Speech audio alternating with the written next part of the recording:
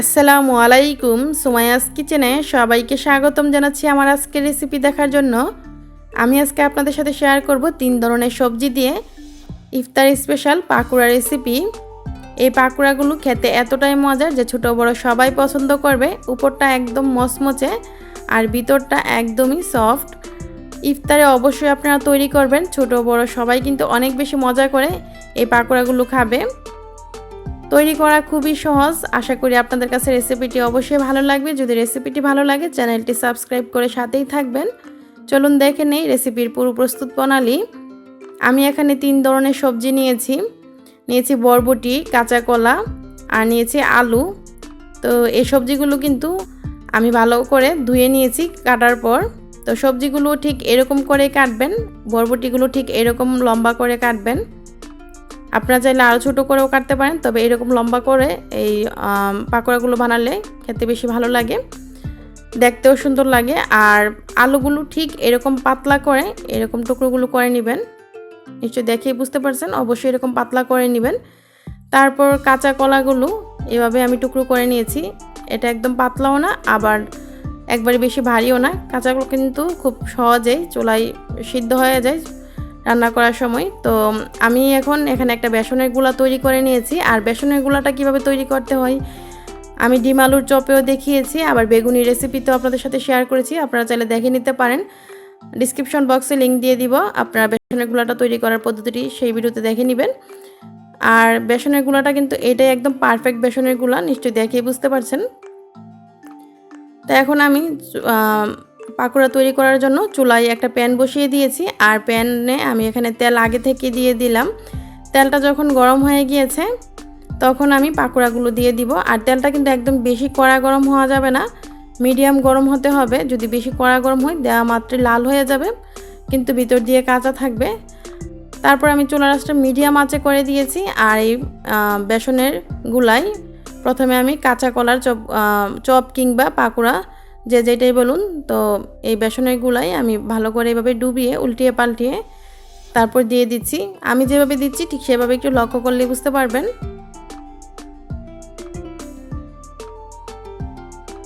আমরা যেভাবে বেগুনি বানাই ঠিক সেইভাবেই এভাবে উল্টিয়ে পাল্টিয়ে বেসনের গুলাই ডুবিয়ে তারপর তেলে দিয়ে দিলাম।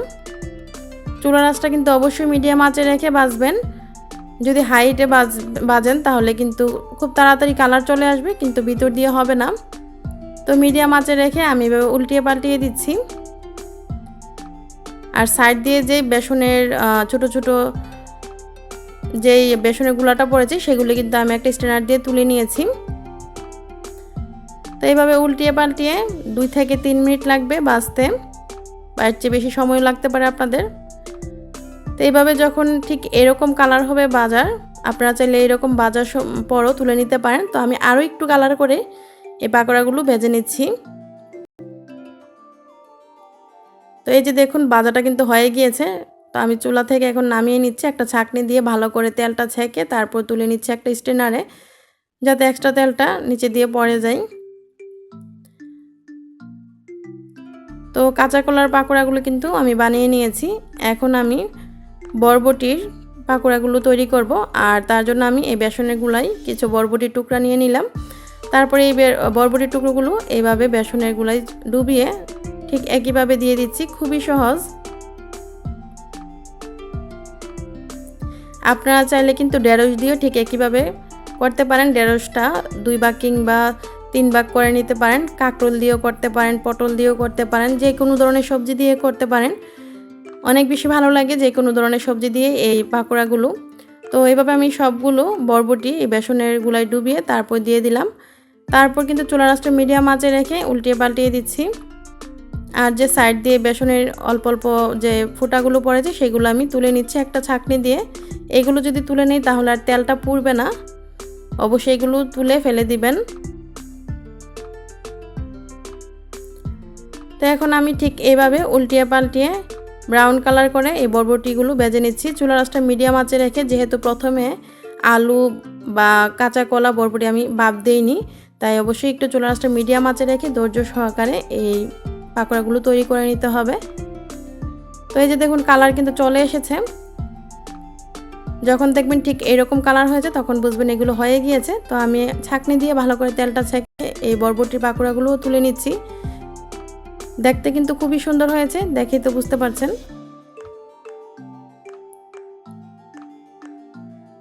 ভালো করে তেলটা ছেঁকে তারপর তুলে নিচ্ছি। তারপর আবার যে আলুর যে পাকোড়াগুলো সেগুলো আমি দিয়ে দিচ্ছি। এই বেসনের গুলাই ঠিক ভালো করে উল্টিয়ে পাল্টিয়ে ডুবিয়ে যাতে করে ভালো করে এই আলুর টুকরোতে বেসনের গুলাটা লাগে, তারপর এভাবে ডুবিয়ে দিয়ে দিচ্ছি। আর এই আলুর পাকোড়াটা কিন্তু আমরা অনেকেই কম বেশি সবাই খাই, এটা কিন্তু অনেক বেশি মজার হয়, আমরা সবাই জানি। তো এই আলুর পাকোড়াগুলো দেওয়ার পর চুলার আঁচটা আমি মিডিয়াম টু লো আঁচে রেখেছি, আলুটা একটু সিদ্ধ হতে সময় লাগবে, তাই কিছুক্ষণ পর উল্টিয়ে দিচ্ছি। চুলার আঁচটা যদি মিডিয়াম লো আঁচে রেখে আলুর পাকোড়াগুলো ভাজেন তাহলে উপরটা মচমচে হবে আর ভিতরটা খুব সুন্দরভাবে সিদ্ধ হয়ে যাবে। তো এইভাবে উল্টিয়ে পাল্টিয়ে এই আলুর পাকোড়াগুলো ভেজে নিচ্ছি। আপনারা চাইলে কিন্তু এই বেসনের গুলাই কাঁচামরিচ, আস্ত কাঁচামরিচ নিয়ে তারপর কাঁচামরিচের পাকোড়াও তৈরি করতে পারেন, খুব বেশি মজার হয়, অনেক ভালো লাগে ইফতারে বুটমুড়ির সাথে কাঁচামরিচের চপগুলো। যারা জাল খেতে পছন্দ করেন তারা অবশ্যই তৈরি করবেন। তারপরে যে দেখুন এই আলুর পাকোড়াগুলো কিন্তু ঠিক যখন এরকম কালার হবে তখন চুলা থেকে আমি একটা ছাঁকনি দিয়ে ভালো করে তেলটা ছেঁকে তুলে নিচ্ছি।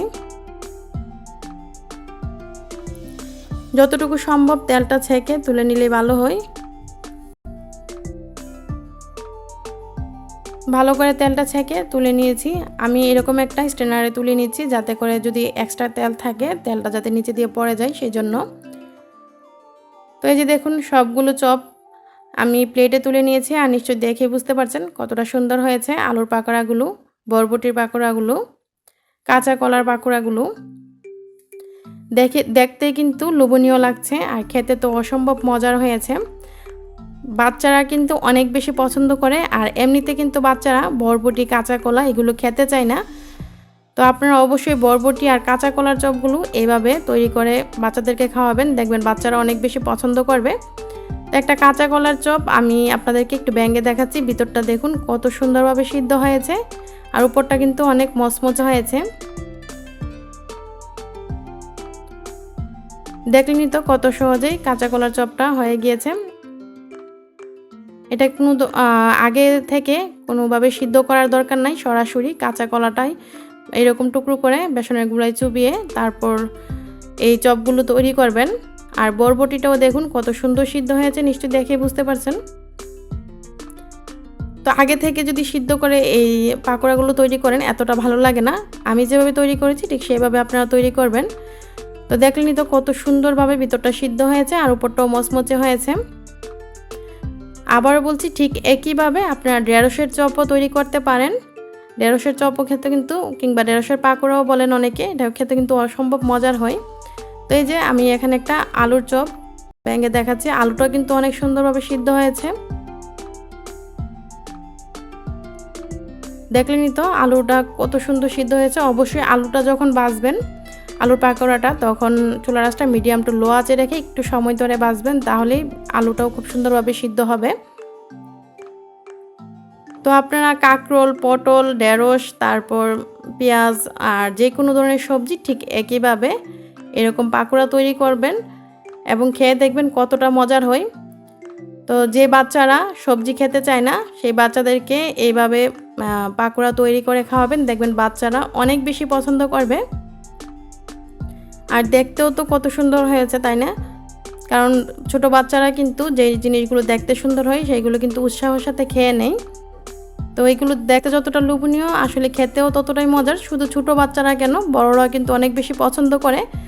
আর আমাদের ইফতার আইটেমে যদি একটু ভাজা পোড়া না থাকে তাহলে কিন্তু ইফতারটায় মানে একটু ভালো লাগে না আর কি, এইরকম। তো অবশ্যই তৈরি করবেন ইফতার আইটেমে, যদি আপনারা তৈরি করেন তাহলে জানতে পারবেন কত মজার হয় এই কাঁচা কলার পাকোড়া, তারপর বরবটির পাকোড়া আর আলুর পাকোড়াগুলো।